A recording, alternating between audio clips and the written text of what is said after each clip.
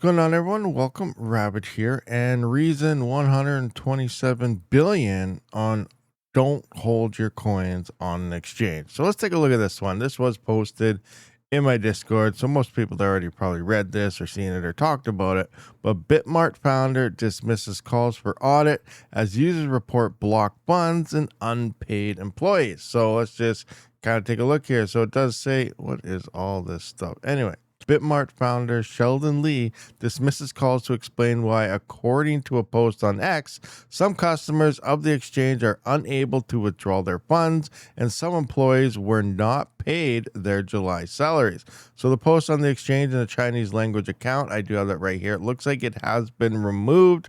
It's no longer a thing. It got deleted or X took it down or something. I have no idea because all the allegations are supposedly false. So, that's what they're saying, which Lee said had been attacked. So called on him and business partner Y Lee to open the books, including wallets, assets, liabilities, and usable reserves to independent verification. It gave Lee until August 19th to respond. So supposedly this account got hacked and it was saying all this stuff about them not being able to withdraw, and they want a call to be, to look into all this stuff and where everything is. And then he is declaring that it got attacked and hacked, and that's why it's down right now. His ex probably removed it or something because it got hacked. Anyway, last month, BitMart said it was winding down its operations. So we can see that right here. Crypto exchange BitMart to shut down after 9 years. BMX token crashes 58%. So the exchange is shutting down.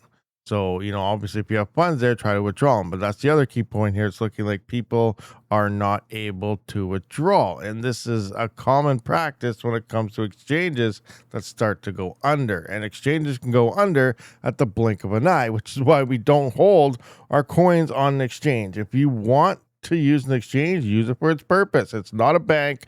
Take your coins there, sell them, get out of there. That's the point of it. Or go there, buy the coin, get them off of there. Get everything into your own wallets all the time. So last month, they indicated they're winding down their operations. Then on August 26th would be the final trading day, and that is coming up in just like 7 days from now. So in a week, many users are reporting withdrawals remain blocked. So to this day, a bunch of users still can't withdraw their own money, and a bunch of employees haven't received their last month's salary or the compensation they're owed. This isn't some business dispute that can just be brushed off with single cease operation statement, the post said. Are you willing to accept independent third-party audits? In his response, Lee did not address the demands directly, referring instead to the alleged hacking. We have collected full evidence of the content on X, all of which is fabricated rumors, Lee said. During daytime U.S. time, we will file a police report and send a lawyer's letter to X demanding technical and data forensics. But still, the point here is people want to know why they can't withdraw. Are you open to an audit? That's where the question is. Are you open to an audit? Can you pay for this stuff? Do you have the volatility? Do you have the liquidation? Do you have the funds available for this? Or did it all get hacked and gone?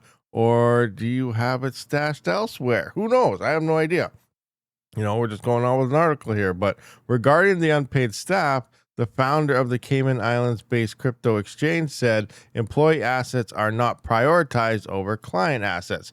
Everyone is a client, and there is no privileges. Hey, that's kind of funny, though, but if you think about it, anything that's located in the Cayman Islands, you might want to just stay away from. I don't know. What do you guys think? Let me know down in the comments section. So an ex-user known as Beardstaff said that their assets have been inaccessible since the July 26th announcement, and that a dedicated VIP manager removed them from Telegram the day withdrawals stalled. Where's my 10 million? They posted. Here is that post right here. We can see. So he says, Sheldon, why did the APR rate suddenly increase right before the shutdown? Were you trying to attract as much money as possible at the very end and then disappear? Where is my $10 million? And if you also can't access your money, save all evidence and file reports with the police and relevant authorities. So he's asking where everything is and why everything went up, but he's also referring to like, hey, if your funds are locked out also, maybe you should start filing this. But, that's a valid point here, obviously. But the point here is, why did the APR go up? And, why can't I get my funds? Can you pay for this stuff? What is going on? Obviously, people have a lot of questions. There's a lot of money being held here. We have another X post here saying on-chain investigator ZachXBT also pushed back. If you actually have the liquidity, then simply return the funds to everyone instead of posting bank statements. And here is his, and you can see some of the comments and stuff down here, but pretty much the same thing here. Your action have caused real people to lose access to funds with little transparency. That's right. All these exchanges, whenever something's happening, they never tell you anything. It always starts with everything is okay. Don't worry, funds are safe too. We're going under. Everything's locked, and then you file here 3 years later. Blah blah blah. It's an absolute mess. To just keep yourself away from these headaches. Forget the APR stuff. They're trying to suck you in and lure you in to lock up your coins and hold them there. Stop holding things on exchanges because they go under. And when they go under, all your stuff is gone. Is it better to hold your stuff in an exchange and, maybe make a few percent?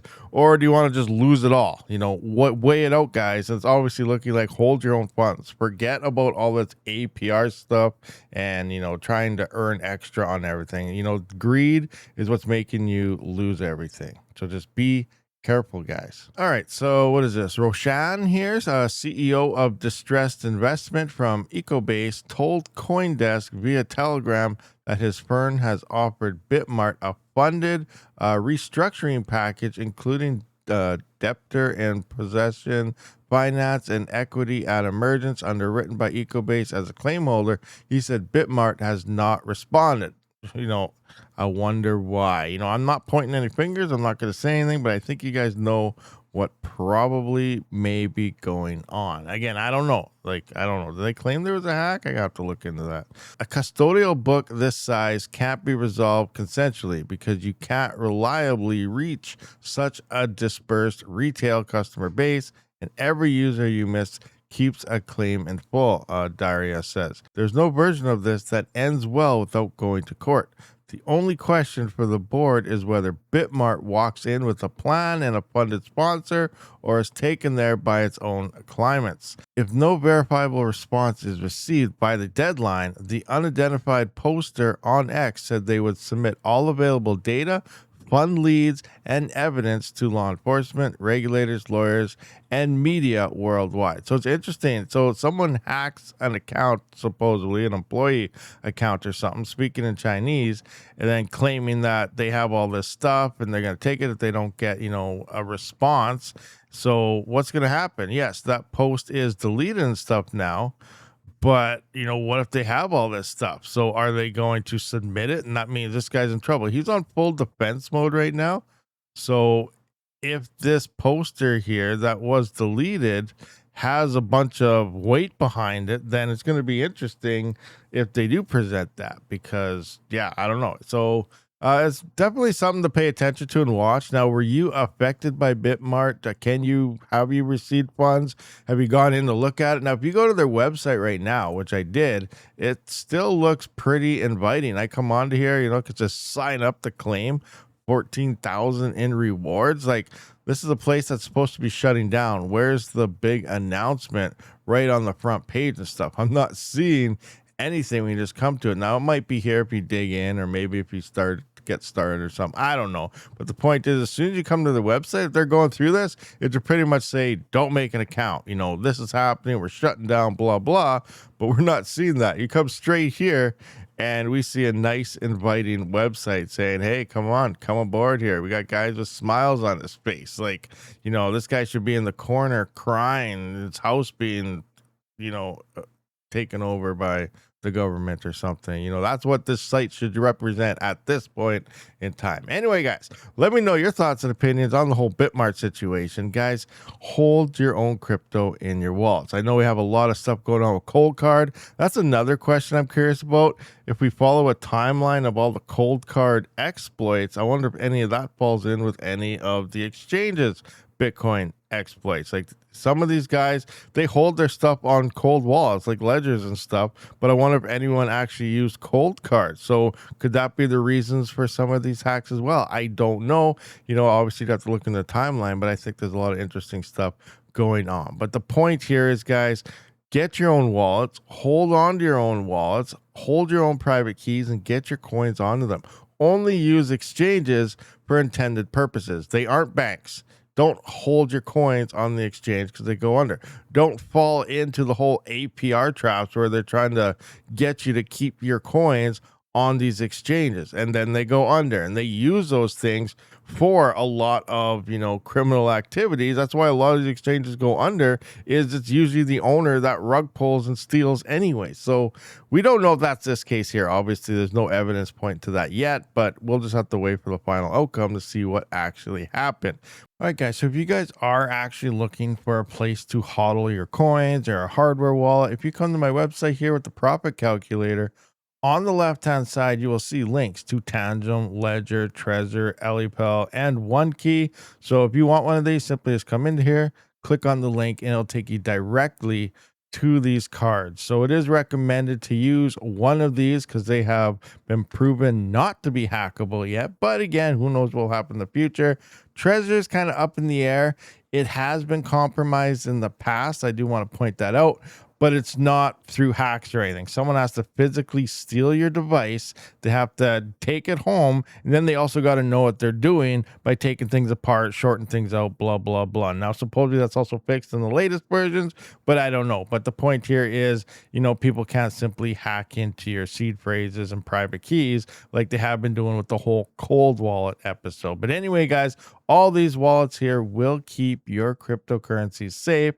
So come into here. Link will be down in the description. And I want to know your guys' thoughts and opinions on the whole situation down in the comment section with exchanges going under and everything that's happening right now with all the crypto hacks and so on. I'll see you in the next one. Rabid out.